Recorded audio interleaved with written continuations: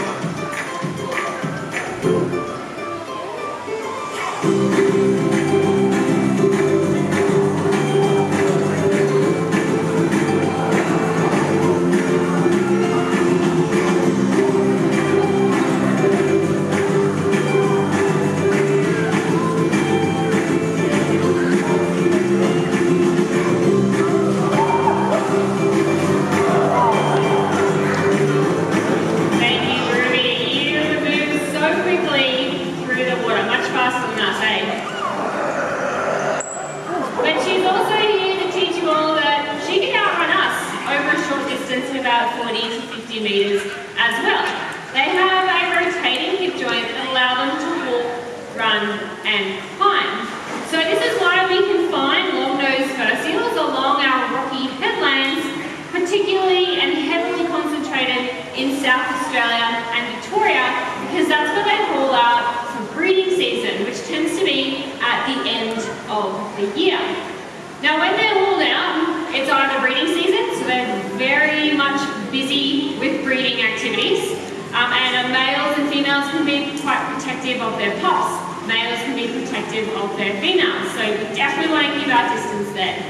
But when they're hauling out after foraging and filling their bellies with lots of fish for about 7 to 8 days, well, they're absolutely exhausted. And it's not likely you'll see them do a whole lot on land.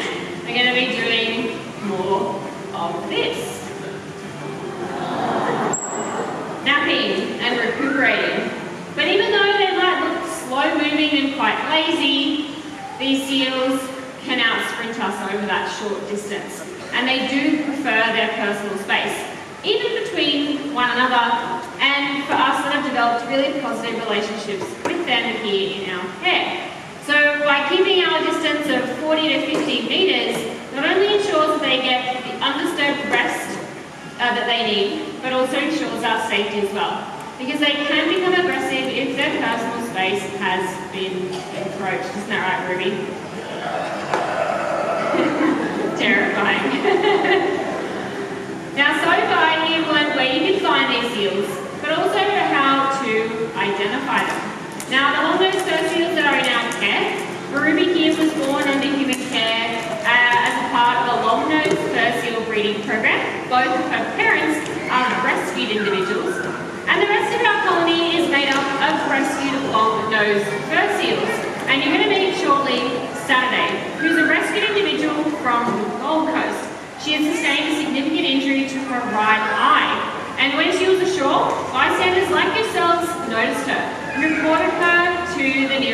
priorities. She was assessed, and unfortunately that eye wasn't able to repair on its own, and so it needed to be surgically removed. Now these seals rely heavily on their eyes for depth perception, but also clarity in vision under the surface of the water. So she was no longer a candidate to be returned to her natural environment, so she was given a second chance at life here with us at Sea Life. Now you will notice that that right eye no longer exists, but it doesn't slow Saturday down in this environment. When she became a resident here, it was really important that we were able to take care of her and ensure that she's enriched and engaged in this environment. So we actually teach all of our resident seals to be a part of their care, but also physical and mental exercise. So we need some clear communication for our seals. So to start with, Saturday and the other seals know that this soundless whistle, all the word good, is followed by something that they love. Kids, what do you reckon seals love? Fish, you would be absolutely right. Now, Saturday he is eating about 3 kilos each and every day. We divide that up into the sessions that we offer them, including the presentations and our guest interactive programs, so that we have plenty of rewards for all the desired behaviours that we're looking for. So once we've established that this whistle and the word good means great job, here's that reward, it's time to start teaching them that different hand signals mean different actions or movements. So, for example, as I move in front of the red door of the White House, Saturday is going to work on some of her strengthening and stability. If I ask her by stepping backwards, just one step, she knows not quite that. We'll try again. There you go, to present her flippers. Good.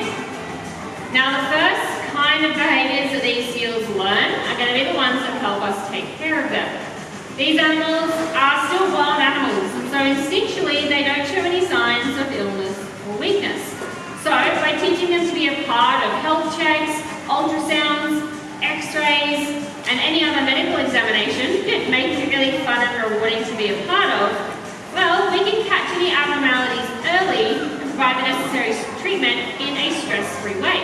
So Saturday here is comfortable laying down, allowing me to examine her very closely, and if I need to, administer a vaccination, take any medical imaging, and even collect blood samples for veins in her rear flippers, all while she's calm and relaxed right here. Now, in the event that Saturday is ever pregnant, we do need to be able to monitor her pregnancy, so we teach her to be a part of that along the way as well. This includes that behaviour you saw earlier from Ruby, which is a rolling over, but then also teaching her that it's all good and fun and rewarding for us to ultrasound this belly as that pregnancy develops. Good. This way we can monitor their health very, very closely. Now it's not just their overall body, we're also going to do a bit of dental checks too. So all our seals know how to open up nice and wide. I can smell her breath, it should be fishy. Check all of those teeth and the gums. Good. Thanks, Saturday. Now, of course, in this environment, they're not facing the same challenges as their wild counterparts. So it's our responsibility as marine animal specialists to ensure that they get plenty of exercise of mind and body. So let's take a look at what some of that might look like.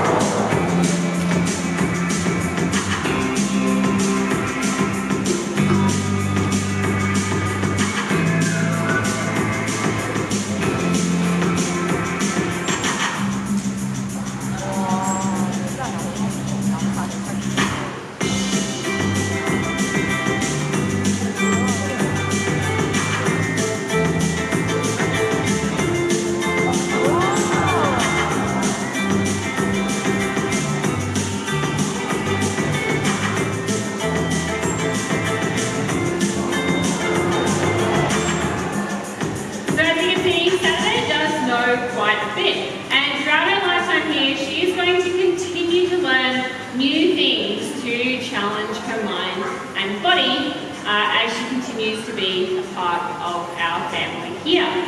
Now Saturday here is pretty lucky. She has a boyfriend here at Sea Life. His name is Sly, and he is a male long-nosed fur seal, a rescue just like Saturday. Found on the Gold Coast, but with some significant injuries to his chest and abdomen from a cookie cutter shark. Now Sly was rescued over 2 decades ago, so he's estimated to be our oldest at 22 years of age, but he's also our largest. And this is how you can tell the difference between males and females. If the seal's really, really big, it's probably a male, just like Sly.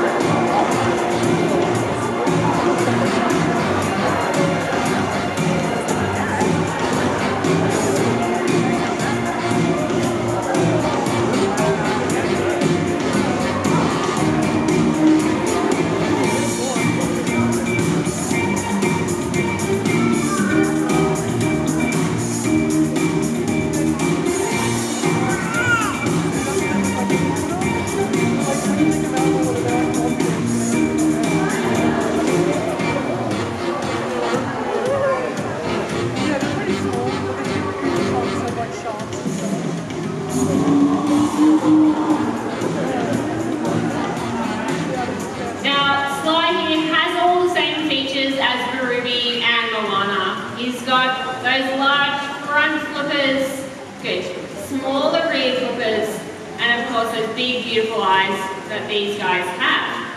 Now, I did mention that they have a fur coat. It's pretty hard to see on some of the females when they've been swimming through the water. Sly, naturally, has a bit of shaggy fur that helps you guys see that there is fur on their body. Good. The only part of their body that they don't have any fur is their flippers and the tip of their nose. They actually use this fur coat to their advantage. They will actually pop their flippers, which are furless, out into a cool sea breeze to release any body heat while in warmer waters or on a warmer day, just like it is. Thanks, bud. Now, a lot of the time you're going to notice that these seals are in that position with those eyes below the surface of the water.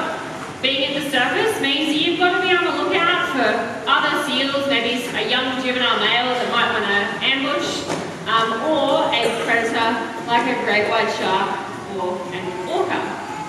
Now their eyes are well equipped for seeing under the water. Not only can they see clearly, like you and I can when we wear a mask or a pair of goggles, they can also see in the dark as well.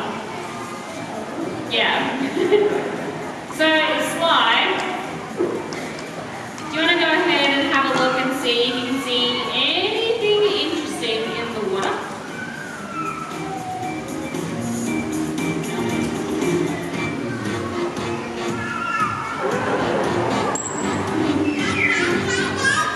Alright, Sly. Is there anything you can see in there?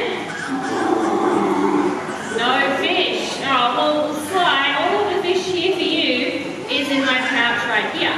Unfortunately though, for seals in the wild, that's a more and more common scenario in which they're coming across. And that's due to us overfishing their food supply. And these seals eat several kilos of fish each and every day.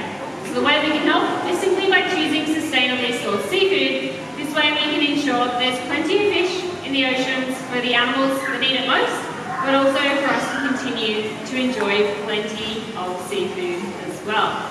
But Sly, there's something else in our oceans that is also impacting your wild friends, isn't it?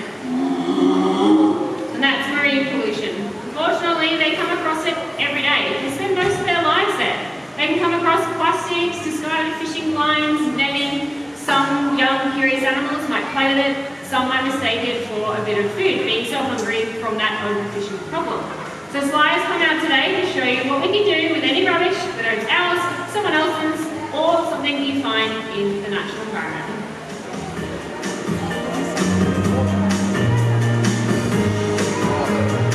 Almost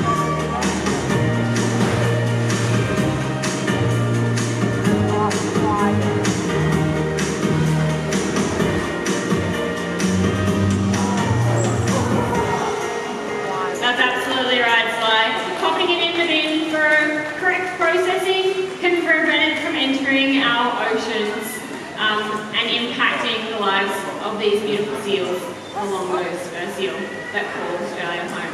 It's been an absolute pleasure introducing you to some of our colony here. On behalf of myself and of course Sly here, thank you so much.